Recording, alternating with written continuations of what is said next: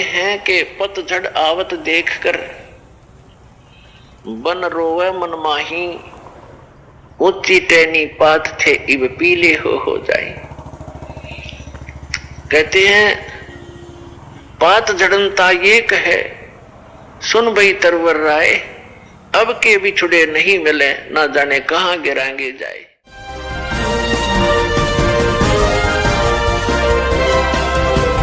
अगर आपने अभी तक चैनल को सब्सक्राइब नहीं किया है तो सब्सक्राइब कर लें और नोटिफिकेशन बेल को दबाकर ऑल नोटिफिकेशन पर क्लिक कर दें ताकि हमारी हर वीडियो आपको। कहता पात से सुनो पात एक बात, यहाँ की यह रीति है एक आवत एक जात। अब परमात्मा हमें उदाहरण देना चाहते हैं कि जिस संसार में आप रह रहे हो एक वन है और इसकी यहाँ की रीति क्या है कि एक आता है एक जाता है। जैसे वसंत ऋतु आती है, पतझड़ कहते हैं जब पत्ते झड़ जाते हैं सब वृक्षों के, और फिर तुरंत कोपल फूट आती है और कुछ देखते ही देखते कुछ दिनों में वो पत्ते बनकर लहरा रहे होते, फड़फड़ा रहे होते।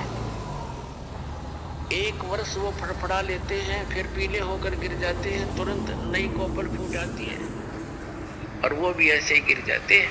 तो यहाँ परमात्मा उदाहरण देना चाहते हैं कि संसार रूपी वन है और एक परिवार रूपी वृक्ष है और इसके सदस्य रूपी पत्ते ये झड़ पीले हो यानी बूढ़े हो करके या रोगी होकर मरते जा रहे हैं, दुर्घटना से समाप्त हो रहे हैं। कहते हैं पतझड़ आवत देख कर बन रोवे मन माही, ऊंची टहनी पात थे वह पीले हो जाही। अब जैसे वृद्ध हो गए जो भक्त जो व्यक्ति, उनके सफेद बाल हो गए ये हमारे की तरह। अब इनको ये सूचना मिल गई है कि तुम्हारी टिकट कभी भी कट सकती है, चालन की तैयारी करो। लेकिन हम बगैर ज्ञान के भगवान के अध्यात्म मार्ग से परिचित न होने के कारण हम और ही अटकलों में लगे रहते हैं, अभी नहीं मरेंगे अभी नहीं मरेंगे। जो आज मृत्यु को प्राप्त हुए या कल हुए वो भी ये सोच कर जी रहे थे अभी नहीं मरेंगे। इस भूल को सत्संग में मिटाया जाता है, दृढ़ निश्चय कराया जाता है। अब क्या बताते हैं परमात्मा कि पतझड़ के अंदर पीले पत्ते पहले वाले पत्ते पीले होकर टूट टूट कर गिर जाते हैं। कहते पात झड़नता ये कहे सुन भई तरवर राय, अब के भी छुड़े नहीं मिले ना जाने कहां गिरेंगे जाए। जैसे किसी परिवार का कोई सदस्य मृत्यु को प्राप्त हो रहा है, उसको ये पता लग गया कि तेरी मृत्यु डेफिनेट है, कोई ऐसा असाध्य रोग है और डॉक्टरों ने भी बता दिया है कि तू 2 महीने 20 दिन का मेहमान है। तो उस समय उस व्यक्ति की स्थिति देखो।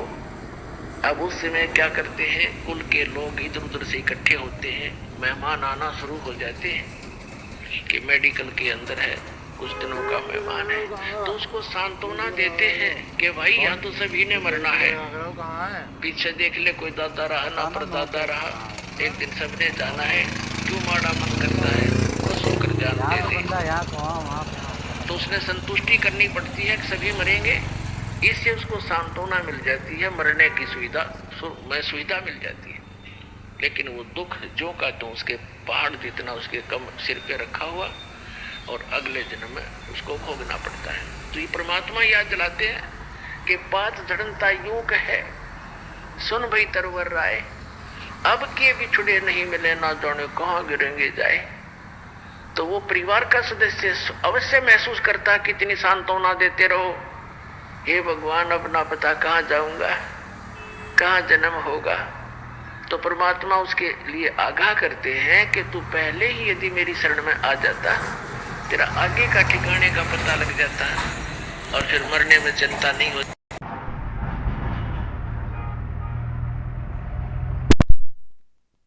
बड़ी आसानी से जीव निकल जाता प्राणी का।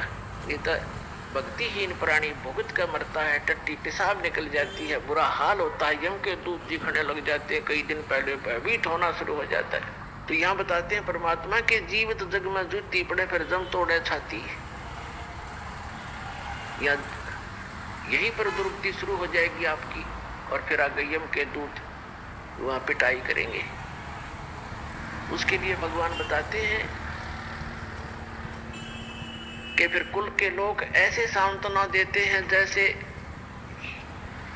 बात जड़नता यूं कहे सुन भाई तरवर राय, यानी वृक्ष को कहता है पत्ता कि अब के बिछड़े हम नहीं मिले, ना जाने कहाँ गिरेंगे जाए।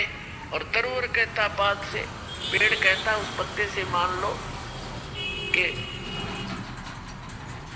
तरवर कहता पात से सुनो पात एक बात, यहाँ की यह रीति है एक आवत एक जात। दादाजी की टिकट कटन होगी, पोता पैदा हो गया, 20-30 साल 50 वर्ष में पोते की टिकट कट जाएगी, उसका पोता आ जाएगा। तो परमात्मा कहते यहाँ की यह रीति है एक आवे और एक जात। तो परमात्मा आपको याद दिलाते हैं कबीर ये तन जावेगा सके तो ठहर ला, एक सेवा कर सतगुर की भाई गोविंद के गुण गा।